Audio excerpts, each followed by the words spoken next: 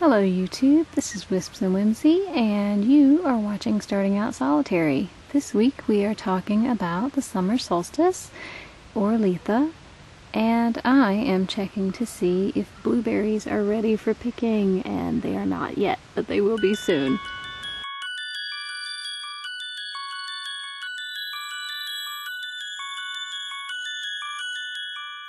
We are talking about the summer solstice, or Litha, or Midsummer. For those of you in the southern hemisphere, I want to wish you a very merry Yule or winter solstice, and I hope you all are staying warm. So around here it is getting very, very hot, and it is beautiful outside. The sun is shining and definitely can feel it getting toward its peak. So the summer solstice is, of course, the longest day of the year when the sun's power is at its height. And so one of the best ways to celebrate this Sabbath is to get outside and enjoy the sun if you are able. Now, if you are anything like me, I burn at the first thought of going to a beach, so I would strongly recommend that you appreciate the sun very carefully if you know that you are at risk for that. But science has shown that being out in the sun is extremely healthful if you do it with moderation. It increases your vitamin D, it increases endorphins, it helps with mood, it helps regulate your circadian rhythms so that you sleep better and are more well rested. So getting out for this Sabbath is a wonderful way to celebrate it and also to make the most of it and use that energy for your own good. So I definitely recommend doing that if you're able.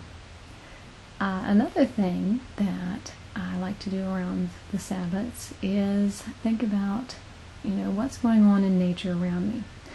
And the great thing about the seasonal mythologies is that, at least for some of them not so much, but for this one, the mythologies center around the abundance of the natural world. And so we're thinking about the goddess being pregnant and, starting to grow and ripen as a mother, and the god being at his fullest and most abundant. So not only is there a lot of solar energy around that you can take advantage of, we're also seeing a lot of the fruits and vegetables ripening around us. You may have noticed I was looking to see if the blueberries that are growing near my house are ready, and they are not quite yet. But within a couple weeks they certainly will be also. So that's exciting to see that happening naturally around me. But this is also a great time to make use of the fruits and vegetables that we can harvest right now.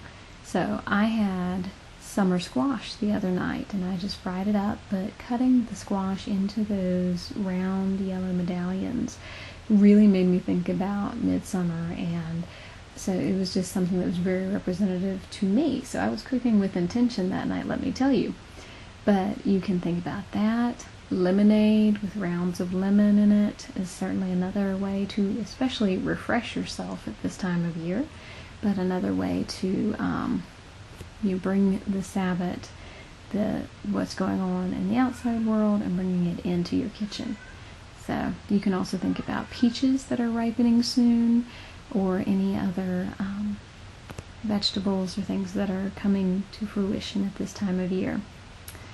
So another thing that many people like to do around midsummer is engage in fairy magic.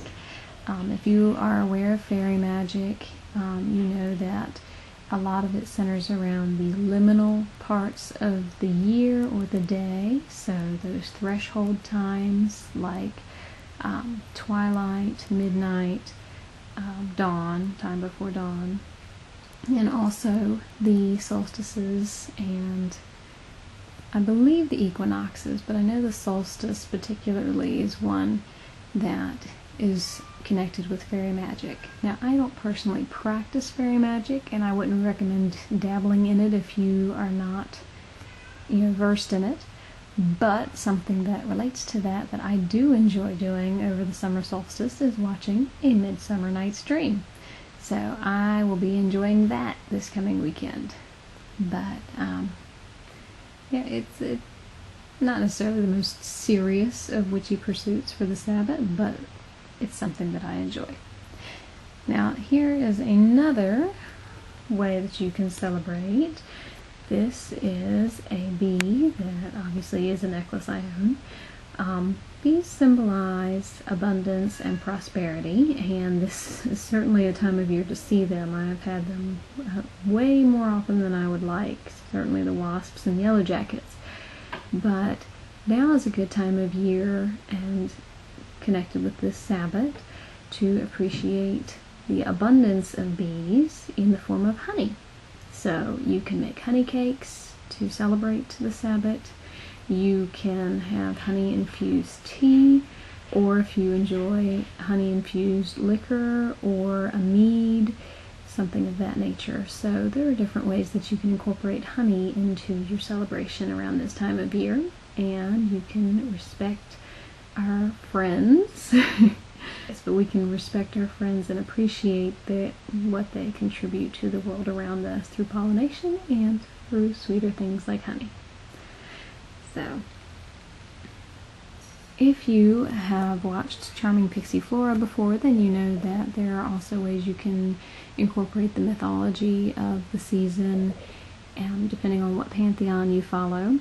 She had her sons act out a mock battle between the Oak King and Holly King, because at this time of year is the threshold between the waxing half, when the Oak King is in control, and the waning half, when the Holly King takes supremacy.